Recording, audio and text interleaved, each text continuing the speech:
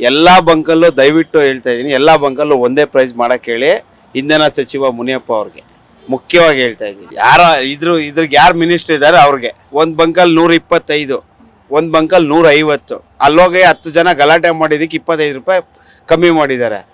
ಆಟೋದಲ್ಲಿ minimum 36 rupees ಇದೆ 2 ಕಿಲೋಮೀಟ್ರಿಗೆ. ಇವ್ರು ಹಾಕ್ತಾರ ಗ್ಯಾಸು ಪರ್ಫೆಕ್ಟಾಗಿ ಮೈಲೇಜ್ ಬರ್ತಾ ಇಲ್ಲ, 20 ಕಿಲೋಮೀಟ್ರ್ ಮೈಲೇಜ್. ಈಗ ನೋಡಿ, ನಾನು 40 ನಿಮಿಷದಿಂದ ನಿಂತಿದ್ದೀನಿ ಇಲ್ಲಿ.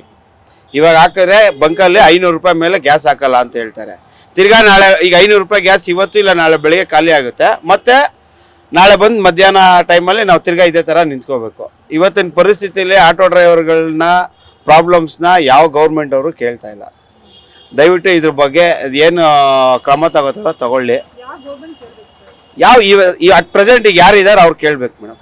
ಒಂದು ಪ್ರೆಸ್ ಮೀಟಲ್ಲಿ ಆಟೋ ಚಾಲಕರ ಬಗ್ಗೆ ನಿಮ್ಮ ಕುಂದುಕೊರತೆಗಳು ಏನಿದೆ ಅಂತ ಯಾರು ಇವತ್ತವರೆಗೂ ಕೇಳಿಲ್ಲ, ಅಥವಾ ಒಂದು ಪ್ರೆಸ್ ಮೀಟಲ್ಲಿ ಅವರು ಹೇಳಿಲ್ಲ. ನಮ್ಮ ಯೂನಿಯನ್ ಅವರು ಯಾರು ಹೋಗಿ ಆಟೋ ಡ್ರೈವರ್ ಪ್ರಾಬ್ಲಮ್ ಏನಿದೆ ಅದನ್ನು ಬಗೆಹರಿಸ್ತಾ ಇಲ್ಲ.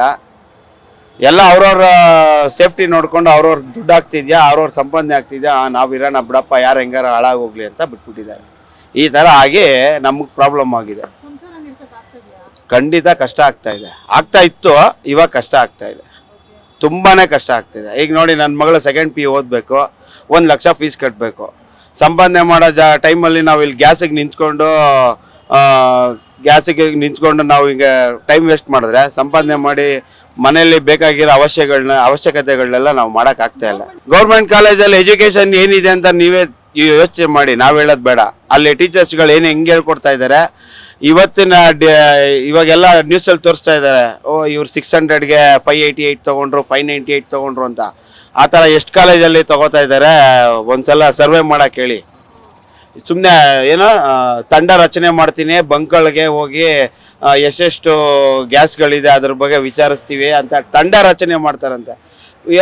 ಮಿನಿಸ್ಟರ್ ಆದವರು ನೋಡಪ್ಪ, ಇಂಥದ್ದು ಏನು ಫೇರ್ ಇದೆ ಅದನ್ನು ಅನೌನ್ಸ್ ಮಾಡ್ತೀವಿ, ಅದೇ ಫೇರಲ್ಲಿ ಮಾಡಬೇಕು, ಇಲ್ಲ ಲೈಸೆನ್ಸ್ ಕ್ಯಾನ್ಸಲ್ ಮಾಡ್ತೀನಿ ಅಂತ ಹೇಳಬೇಕು.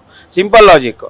ಅದು ಬಿಟ್ಬಿಟ್ಟು ಒಂದು ಬಂಕಲ್ಲಿ 150, ಇನ್ನೊಂದು ಬಂಕಲ್ಲಿ 125, ಯಾವ ಬಂಕಲ್ಲಿ 90 ರೂಪಾಯಿ ಇದೆ ಅದರಲ್ಲಿ ಈ ಥರ ಕ್ಯೂ ಅಲ್ಲಿ ನಿಂತ್ಕೊಂಡು ನಾವು ಹಾಕ್ಸ್ಕೊತಾ ಇದ್ದೀವಿ.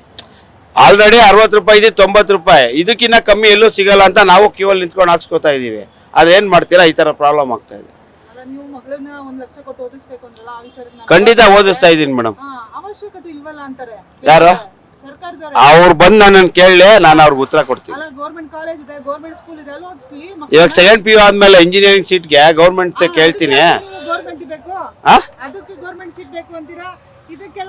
ಆಯ್ತು ಮೇಡಮ್, ಓಕೆ, ನಿಮ್ಮ ಮಾತಿಗೆ ಹೇಳ್ತೀನಿ. ಈಗ ಯಾರ್ಯಾರು ಇವತ್ತು ಗೌರ್ಮೆಂಟ್ ಅಲ್ಲಿ ಇದ್ದಾರೆ ಅವ್ರ ಮಕ್ಕಳು ಗೌರ್ಮೆಂಟ್ ಕಾಲೇಜಲ್ಲಿ ಓದ್ತಾ ಇದ್ದಾರಾ?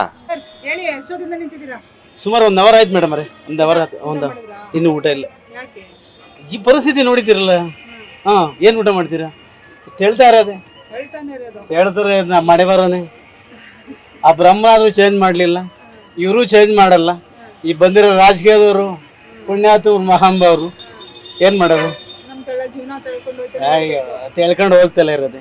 ಬಡ್ಡಿ ಕಟ್ಬೇಕು, ಫೈನಾನ್ಸ್ ಕಟ್ಟಬೇಕು, ಲೋನ್ಗಳು ಕಟ್ಟಬೇಕು. ಇಲ್ಲಿ ನೋಡಿ 100 ರೂಪಾಯಿ 100 ಚಿಲ್ಲರೆ ಆಗಿದೆ. ಏನು ಮಾಡೋದು? ಮಕ್ಳು ಫೀಸ್ ಕಟ್ಟಬೇಕು. ಪ್ರತಿಯೊಂದು ಕಷ್ಟನೇ, ಒಂದೊಂದು ದಿವಸ ಇಂಪಾರ್ಟೆಂಟೇ. ಅಂಥದ್ರಾಗ ಎಲ್ಲ ಈ ಪರಿಸ್ಥಿತಿಲಿ ಏನು ಮಾಡೋಕ್ಕೆ ಹೊಣೆಗಾರರು ಅಂತಂದ್ರೆ ನಮ್ಗೆ ಯಾರು ಅಂತಂದ್ರೆ ಏನು ಹೇಳೋದು? ಎಲ್ಲ ಪ್ರತಿಯೊಬ್ಬರು ಹೊಣೆಗಾರರು ಇದ್ವಿ, ಕೈವಾಡದವರು, ರಾಜಕೀಯದವರು, ಇವರೆಲ್ಲ.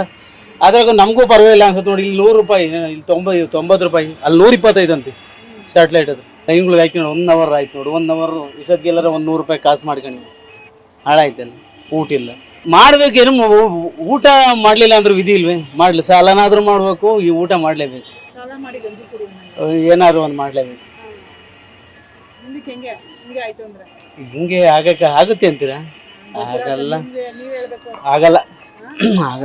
ಆದ್ರೆ ಅಷ್ಟೇ ಕತೆ. ಏನು ಮಾಡೋದು? ಸಿಮೆಂಟ್ ಗಿಮೆಂಟ್ ಹೊರಕ್ಕೆ ಹೋಗೋದು, ಏನು ಮಾಡೋಕ್ಕಾಗ?